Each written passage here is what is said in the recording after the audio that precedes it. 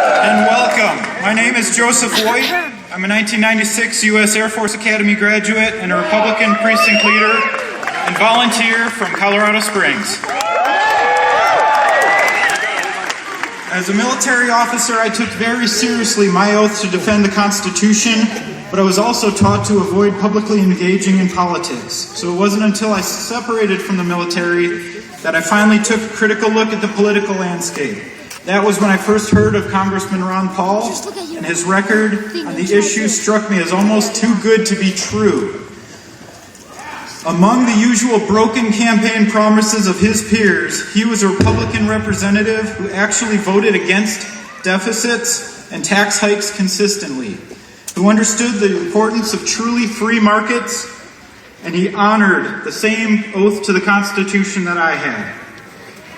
And I recall 10 years ago wishing that he would run for president. Words can't express what an honor it is for me to speak to you today and introduce our future President of the United States, Dr. Ron Paul.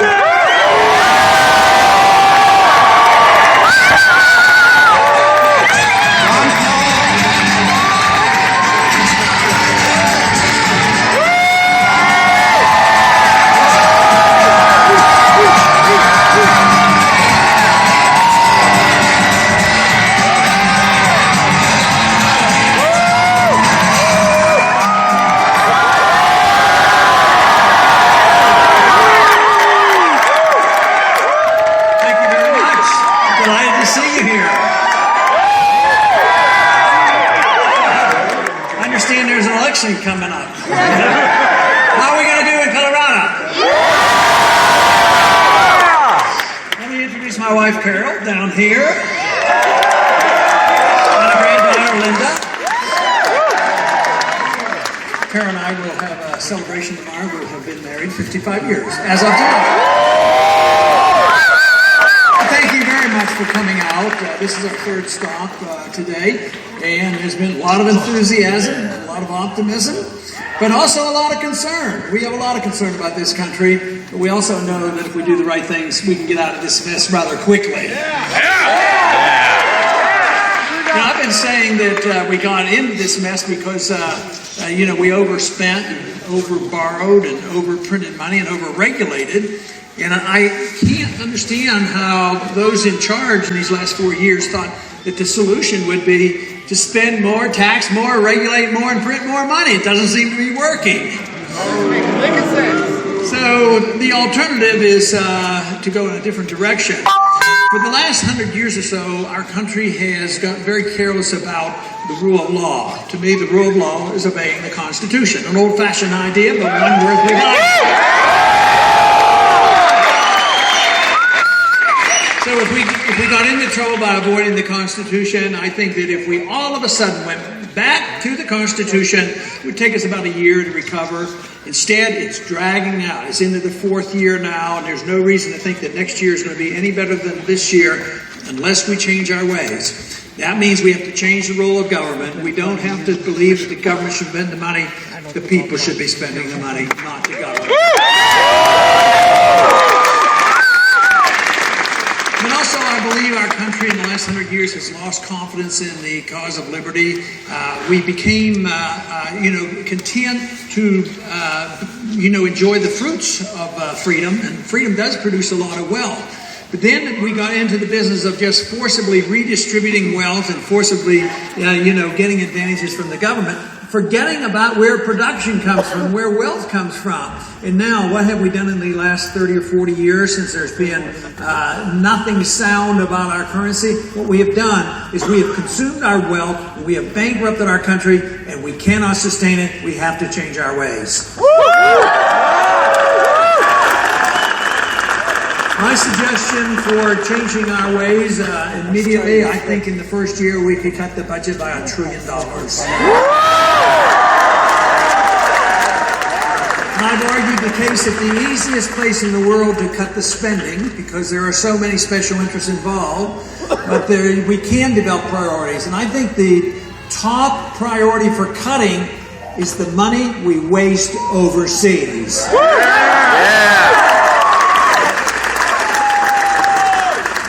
We've had essentially perpetual going on for many, many years, and unfortunately, the executive branch have made all the decisions. They don't come to the Congress, they don't come to the people.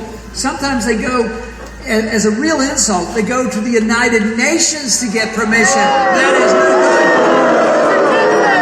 So once again, what is the solution? Follow the Constitution. You can't go to war unless there's a declaration. And we do. That is the responsibility of the federal government to have a strong national defense. And if we have an enemy that's attacking us, yes, declare war, go fight it, win it, and get it over with.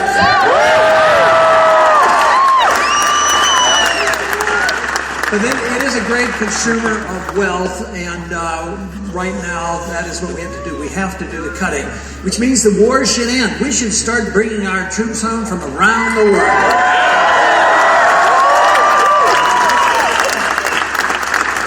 And we can literally save hundreds of billions of dollars, and guess what? You don't have to sacrifice any defense. The way we spend money overseas, bombing and attacking and invading and occupying, we make enemies. What we don't need are more enemies. What we need is more defense. And that means not just pumping money into the military-industrial complex, but pumping money into the defense of this country. I've been very pleased. One of the things that I've been most pleased about during the campaign, this happened even 4 years ago, is the tremendous support we get from the military as well as the veterans. If you look at the donations to our campaign, we get twice as much as all the other candidates put together from active military duties. So they know what's going on. They've been over there. I talked to so many young men, women who have come back from Afghanistan and Iraq, and they are not excited about going back for a fourth or a fifth or a sixth tour of dirty.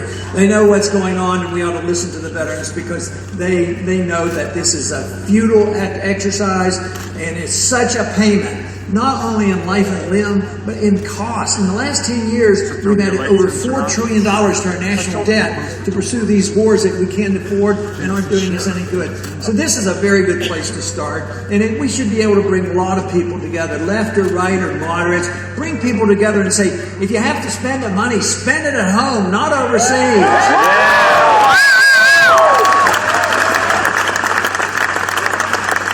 But also, under conditions of war, people are conditioned, this has been traditional as far back as World War I, it seems like people are too willing to give up their liberties in a time of war.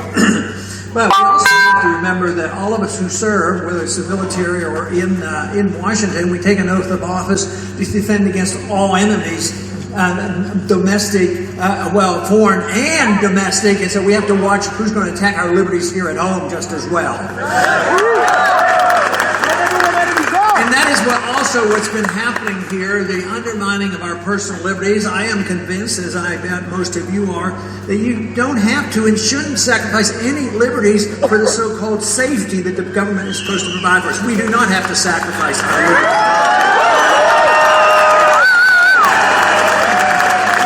This is the reason I was a strong opponent to the Patriot Act. If I have anything to say about it, I'd repeal the Patriot Act.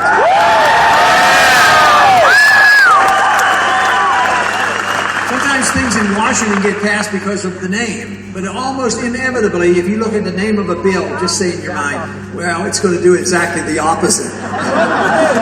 They play tricks on us that way. So it wasn't very patriotic to vote for the Patriot Act. And if it had been called Repeal the Fourth Amendment Act, nobody would have voted against it. That's what it did.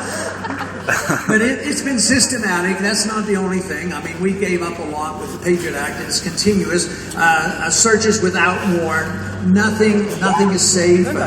Privacy at endless. I think symbolically, one of the worst things about doing searches without proper warrant and proper permission is what's happening at our airports. You know, the TSA is not making us safer. It's an abuse, and we shouldn't put up with it.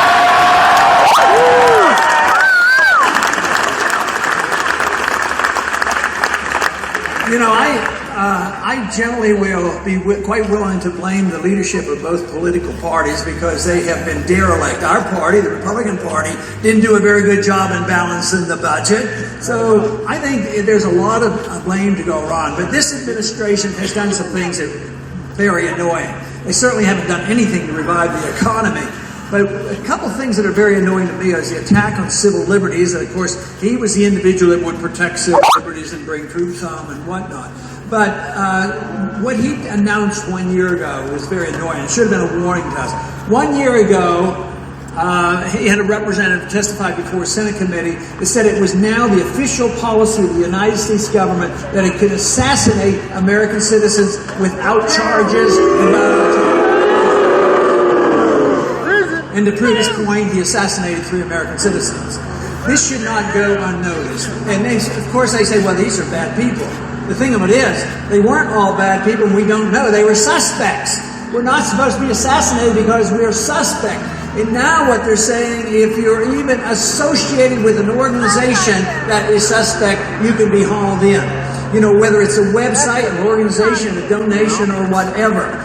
You know, the old-fashioned way of being a suspect and proven to be guilty in a court of law is still pretty important, and we need to be able to keep hold on that.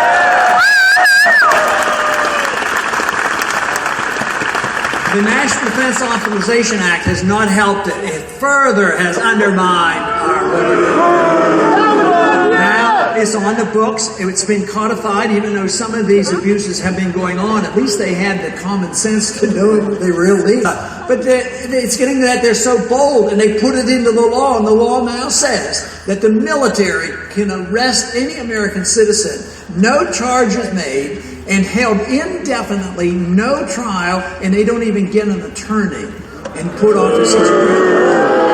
That is not the kind of America that we want to live in, and we have to deal with that. There was one provision in that bill that went to this extent, and fortunately was caught before it was passed. It said that if an American citizen had been arrested and he was a suspect, a participant in whatever, and he was tried and found innocent, the government could still hold him indefinitely, and the trial meant nothing.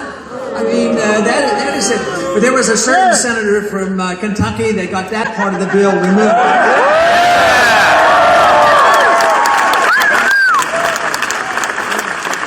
But economically, we can't get back on our feet again if we don't get the money returned to the people, which means that we have to greatly reduce the spending and greatly reduce the taxes. We have to defend it from a moral viewpoint. If you have the moral right to your life and the moral right to your liberty, why don't we have the moral right to keep the fruits of our labor?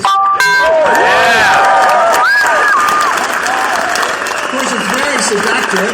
Direct taxation is a vicious burden on all of us, but that isn't all. They can borrow money and pass the debt on to another generation, but they also can just print up the money and dilute the money we have, and the people who try to work and save, they get robbed as well. When that happens, countries have done this notoriously many, many times. And every time they do it, they wipe out the middle class. And just look around. What do you think's happened to the middle class in the last 4 years? The prosperity has gone down. The wealth has gone down. The middle class has shrunk. And guess what? There's a characteristic of what happens under these conditions, and the wealth is transferred. It's transferred to a privileged class. And the privileged class are those who benefit from the inflation, those who have influence on Washington. And that's why the lobbyists and the money is so much in control today, and the people have lost control. That is why we need to follow through with this intellectual political revolution that is absolutely necessary.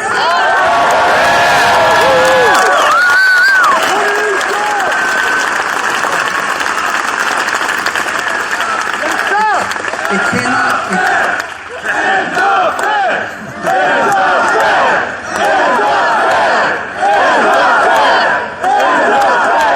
How did you know that was my next topic? That's what I want to talk about. The Fed will be ended. It'll self-destruct in the near future. But the one thing that everybody ought to agree, a lot of people don't go to the extent of ending the Fed. It sounds like a few of you here would end the Fed like I would. Probably 85% of the American people say, audit the Fed and find out what they've been up to.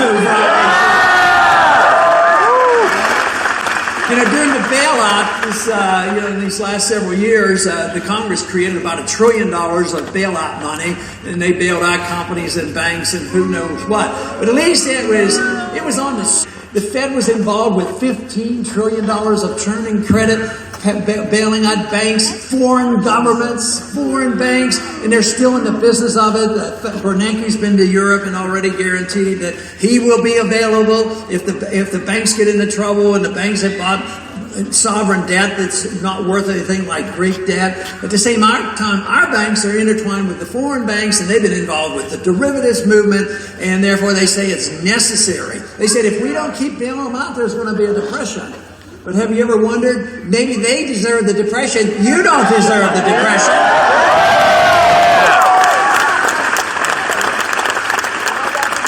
I think what we need is a reassurance that freedom really not only is popular, freedom really works, and it brings people together. That's why I think that freedom is so necessary, because freedom and liberty emphasizes the individual. It comes to us as individuals, not because we belong to a group. This is why I do not like to use hyphenated rights. Everybody has equal rights, equal access to courts, not because we belong to a group or what we practice or do at all. It's because we're individuals, and everybody should be treated equally. And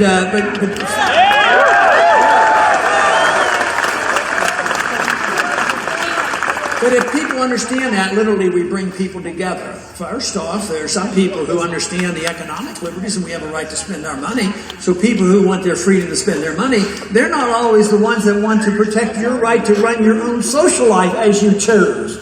So if you bring people together because they want social, religious liberty as well as economic liberty, it should bring everybody together. Not because everybody would use their liberty in the same manner, but we recognize that in religion, people can practice any religion they want as long as they don't hurt people.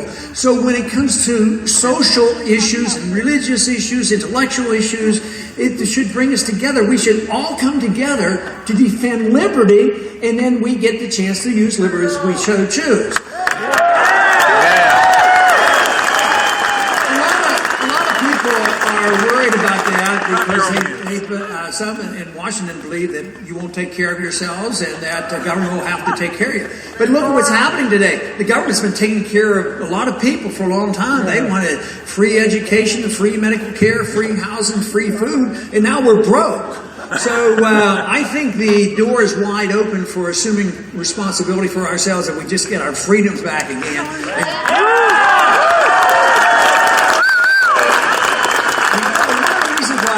People reject the notion of having enough freedom to run your life as you choose because somebody might do things that are offensive. But if somebody practices a religion or doesn't practice religion, don't say you shouldn't have the freedom to do that. So what you need to do, if people use their freedom in a certain way, you have to be tolerant enough, and you have to say, well, we're not sanctioning what it is. We don't endorse what they do. And that's entirely different.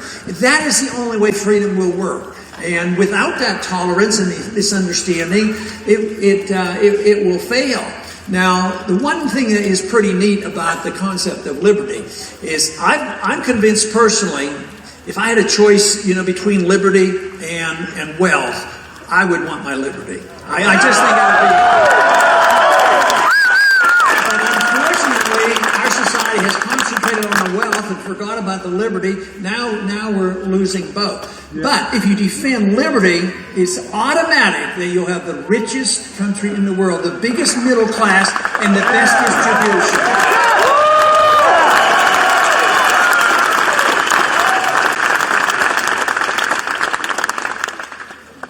Changes in a free society changes always can come. We can change our constitution in a deliberate fashion. We shouldn't ignore it.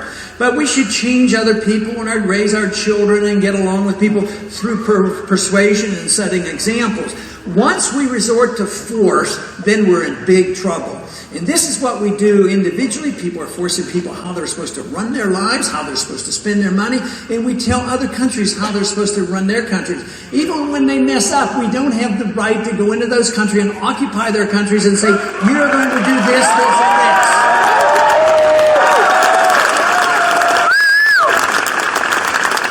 those who want to go about the world in a military sense and force our way on others say that we should do it because we're an exceptional nation, American exceptionalism. And there is a bit of American exceptionalism. We have been a great country. We had a great constitution, and there are a lot of very good values in America. But once you use force to force it on other countries, you lose it all. You're no longer exceptional. So we have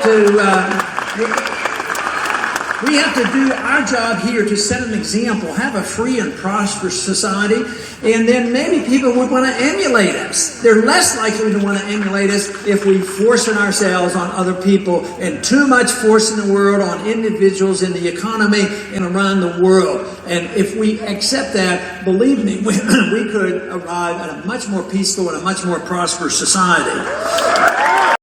That is the goal. It can best be achieved in a free society.